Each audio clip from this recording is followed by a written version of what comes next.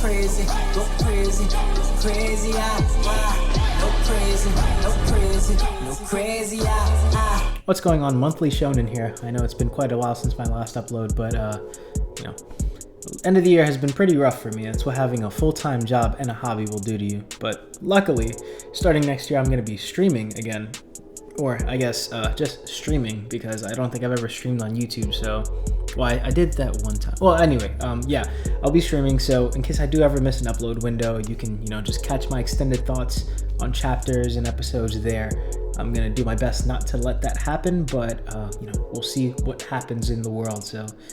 yeah. Anyway, I just want to take a little bit of time out of your day to talk about the season finales of Bleach and Chainsaw Man. Starting with Bleach. We got not one, but 2 episodes this week to wrap up the Everything But the Rain and the Blade Is Me series. These 2 episodes cover from about the middle of chapter 533 to the ending of chapter 542. There's only about one scene here that's not by the book, and that's the placement of the post-credit scene with Uryu and Yuha. In the anime, it's the teaser for the next core, but in the manga, it's just a cliffhanger at the end of the Everything But the Rain saga. One thing I appreciate the most about this flashback is not the fact that I get to rewatch Tekking talk about the swagger jacking Aizen. You fucking swagger jacker, Aizen! It's finally understanding the part of Ichigo's power that I didn't quite lock into during my first read. For many years I brushed off Ichigo's similarity to his dad as just a familial thing, but in actuality, the real reason Zangetsu and Engetsu are so similar is because Ichigo never had an Asauchi. So getting to go back and reforge his Zanpakuto after learning about himself feels much more powerful than it did so many years ago. Still kinda confused about the whole final Getsuga though, but I'll save myself the stress. I went back to see how Uryu reacted to Ichigo telling him his mother was killed by a hollow when he was a child, and 2 things stood out. The reason Ichigo and Uryu are able to even fight together at all is because of their first encounter, where they learned it's better to fight together than against each other. I had forgotten what really tied these 2 together, and always assumed that the reason came from putting the differences aside to save their mutual friends. But that's not the case. The second is Uryu's reaction when Ichigo finally tells him how his mother was killed. Although Uryu's reaction has mainly to do with how it reminded him of Soken's wish,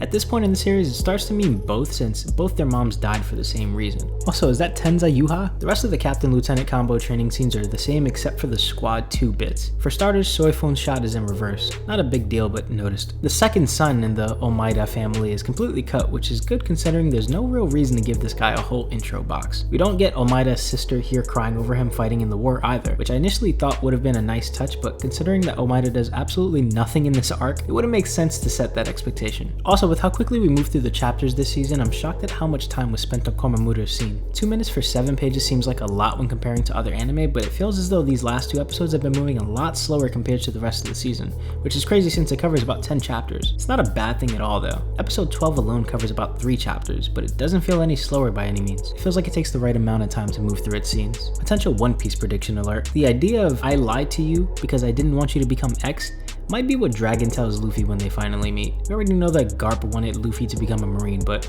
seeing as everything in the world seems to connect back to One Piece, I'm just gonna assume that this is one of those lines to be wary of. I also love that with how powerful and reliable Ichigo has become in his short time as a substitute Soul Reaper, he's only ever been using a fragment of his strength.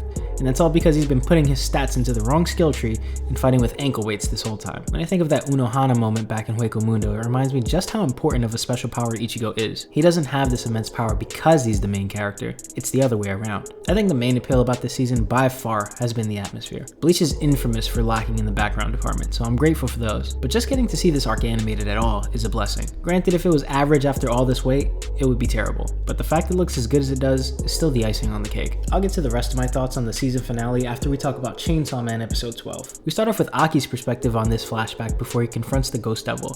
What a great way to start the end of the season. Getting this flashback again from another perspective was a nice touch. AOT spoilers, you have like 3 seconds to pause the video, mute it, or cover your ears. In a way, Himena's become the Sasha of this series because she's died a couple of times now, and both of her deaths have been utilized well and haven't felt like pandering in any way. Obviously, there's a Himeno agenda, but after seeing Aki handle the Ghost Devil, it feels purposeful, especially since we learned this episode that this flashback was unfinished, and Aki never actually smokes this cigarette until the present day. Now that's how you reuse a scene. I love how Kobeni's able to just pull up to the scene here to support Aki and be so damn transparent with why she's even here in the first place. Denji and Power are still the dynamic duo that we know them to be. Love how she's so caught caught up in her own hype that she doesn't even notice Denji leaving. I appreciate that we immediately get Denji versus Katana round 2, but I didn't like how unreasonable Katana was being in this scene. I'm sure if Denji hooked himself up to a lie detector right in front of him, it still wouldn't have gone well, so the fact that he gets nutted at the end of the episode helps a ton. I was hoping we got a montage, so my heart kind of skipped a beat when the scene cut away for a second. The slow motion requiem is definitely my favorite moment of this episode. I very quickly want to thank Kishibe for molding these two into fine young hunters because Denji's learning how to properly fight dirty. Kinda reminds me of a certain fight from JJK. I didn't get to oogle at this man's physical prowess last week, so I'll be doing so very quickly right now. I've been calling Kishibe Reiner since he kinda does look like him, but he's really like a mix between Urahara and Gojo. Urahara because he's the blonde teacher type, and Gojo because he labels himself as the best. But really his introduction reminds me a lot more of another character from the Jujutsu Kaisen series. I refuse to spoil that though. I love how you can feel Aki's relief once they wrap up the invasion and get back to their quote-unquote normal life. But there seems to be no time to chill since we now have to deal with this bitch. The bold-faced liar tells her higher-ups that Sawatiri's contract with the Gun Devil is the reason she was decapitated. But this isn't the Snake Devil. It's got too much going on here, and the way that the hands move around remind me a lot of Makima's hand signs from a couple of episodes ago. Seeing as Makima also found out her name last episode, I'm gonna go out on a whim here and assume it was her doing, because if Sawatiri's ever brought back in for questioning, she'd probably out Makima for her involvement in all this. I'm hoping we get to see Madoka next season to confirm this, though I have my doubts because I assume that we're gonna go to America next season. The Gun Devil parts are finally starting to move, and I doubt they're pointing at Kyoto. He's from America, so why wouldn't he go back there, right? That's kind of my logic. Although I don't know where most of the gun exports come from, so maybe he's in that country. The last thing I want to talk about is this post-credit scene. Both the parts with Denji and Pochita and whoever this dark-haired girl is. We've already been alluding to Denji not having much of a conscience, so I'm just gonna assume that this door that Pochita doesn't want Denji to open yet is his gateway into becoming like a full-on devil. We also get some sort of hint at next season while getting a bit of a lesson to take away from this season via the country and city mouse story. It seems like this originates from an Aesop fable about enjoying the little you have instead of risking your life for some better grub. I believe this is where the line "I'd rather eat crumbs with bums than steaks with snakes" comes from, but I think a better way to phrase this would be Pandora doesn't go back in the box, he only comes out. I'm kidding. It's curiosity killed the cat, but satisfaction brought it back. Because this so perfectly sums up Denji and Aki's stories. Denji was happy eating crumbs for most of his life and lost his best friend to slap some jelly on his toast. But he's now able to continue living a happy life because he can 1. Live on for that friend, and 2. Continue to look towards bigger and better goals on behalf of that friend, and sort of because of that friend. In Aki's case, he's had the chance to live a safer life and not pursue the Gun Devil at all. Had he gone that route, he'd probably still have his best friend right now.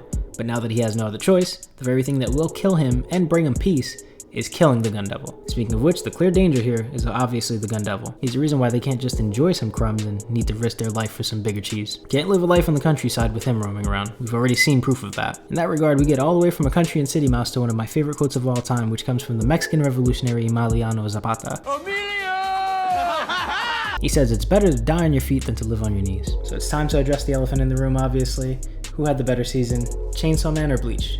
I'm gonna be upfront here and say that Bleach had the better season, and I'll even go as far as to say that when Bleach continues in July, it'll probably edge out Jujutsu Kaisen Season 2 as well. Because as fire as the next arc is bound to be, it's not Shibuya. And that's what I think it's gonna take to beat some of what's gonna happen in the second core. But that's getting about 7 months ahead of myself, so let's just talk about why it beats Chainsaw Man first. And I promise it has very little to do with my bias towards Bleach.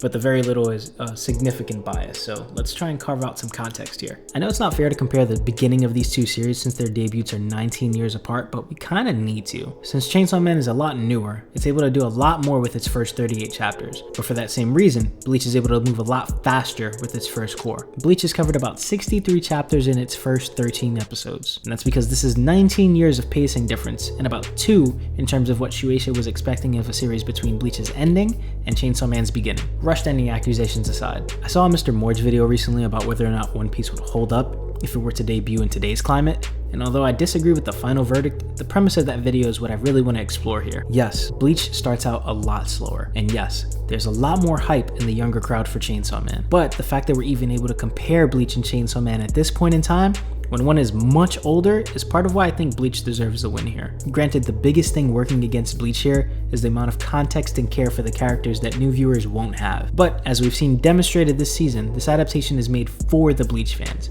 whereas Chainsaw Man is made for the manga fans too, but it's also still marketed, as all first seasons are, for everyone. It's both helpful to its series long term, but serves as a thick line for comparison here. I'm strictly comparing these two anime on how well they adapt their source material.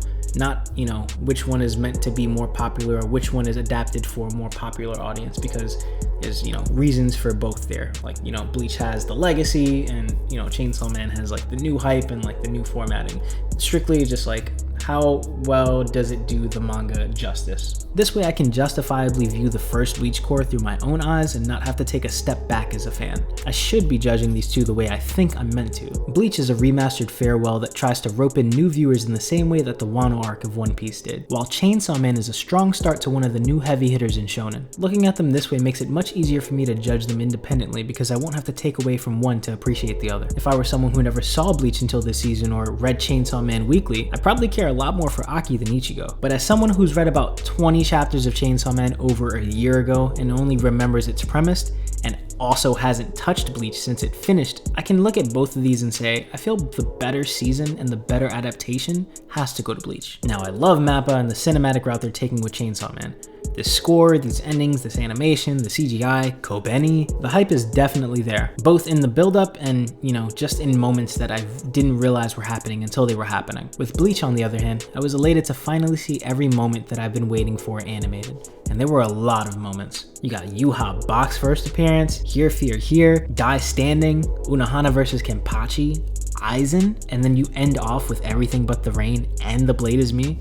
It's a lot. These are such harder hitting moments to me. And though not all of them had me screaming nearly as hard as I did during the gunfire episode, there were just way more moments to be had in Bleach. For example, Yamamoto vs. Yuha is probably my favorite fight of the year. I will give the animation and art direction to Chainsaw Man because sometimes I really did feel like I was watching a short film, but I just have to give the season as a whole to Bleach. Also, the soundtracks for both might be fire, but hands down that category goes to Bleach, and I weigh that shit heavily. Chainsaw Man's season finale shows promise in both its plot and its players. Bleach, on the other hand, has already proven itself, so I can just sit back and be blown away by the fact that this was only Act 1 of its climax. Like I said, the simple fact that we can even compare these two just means that Bleach comes out on top. And that's not to say that Bleach is the underdog here. I based my entire channel around the big three. But the fact is, the other two anime from that era don't even track in the seasonal debate. One Piece adapted chapter 1000 this year, and the anime is looking better than it ever has, but I still wouldn't put Wano in my top 5. As for Boruto, we don't need to talk about that. Ever. As for the anime of the year debate, I think some of these Bleach fans might be jumping the gun because Attack on Titan's adaptation of chapter 121 solos both of these seasons easily. Anyway, that's all I got for you today. I appreciate you all staying subscribed while I went AWOL this month. I also appreciate the very few new subscribers that came in. I have no idea what possibly made people sub to me while I was gone, but I appreciate the support nonetheless. The winter 2023 anime season is upon us, and I do want to keep the ball rolling with the anime reviews, not just because it helps the channel, but because I do want to use this opportunity to finally get into Vinland Saga. I was able to pick up a copy of the manga here, or the first volume, so I'm going to try to get on that and basically do the same thing I did with Chainsaw Man, where I kind of go into it half blind, because I doubt this is the whole first season. If it is, I'm going to be very surprised and very happy, I guess, but oh no, wait, I'm covering the second season. So yeah, I guess blind it is. So we'll see what happens. I'll just have to watch the first season and see what's good. All good. I guess I'll just, read the first volume, compare it to the first season, and then, just be amazed by how Mappa does their adaptation, in the second season. Because there's no way that I'm going to be able to finish this manga by the 10th. I'm already trying to go through Berserk, so best case scenario is that I actually just finish 20 volumes of Berserk by then. I really doubt that's gonna happen though. But like I said, I'll be streaming next year, so you can keep up with that journey as it goes along. Maybe I'll, turn some stream highlights into Berserk mini chapter reviews or mini volume reviews, or, just, give some of my thoughts on the series as I'm reading it. I'm only up to like volume 5 now, but we'll see. I do also want to touch up on some of the channel production, but that all depends on, how well I'm able to plan stuff this week. And I'm a lot less busy this week, but that stuff takes a lot of time still, so we'll have to just wait. Either way, look out for all that stuff early next year. This is probably my last video of the year.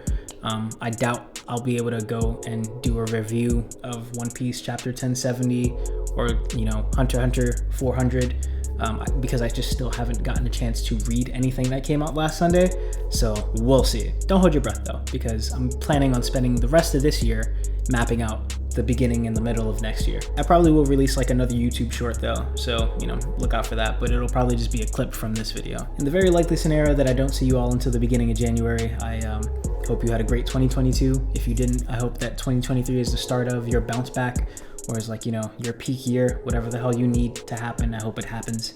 In the meantime, I hope you all stay safe. I'll see you next year. Yeah. Happy New Year. Bye.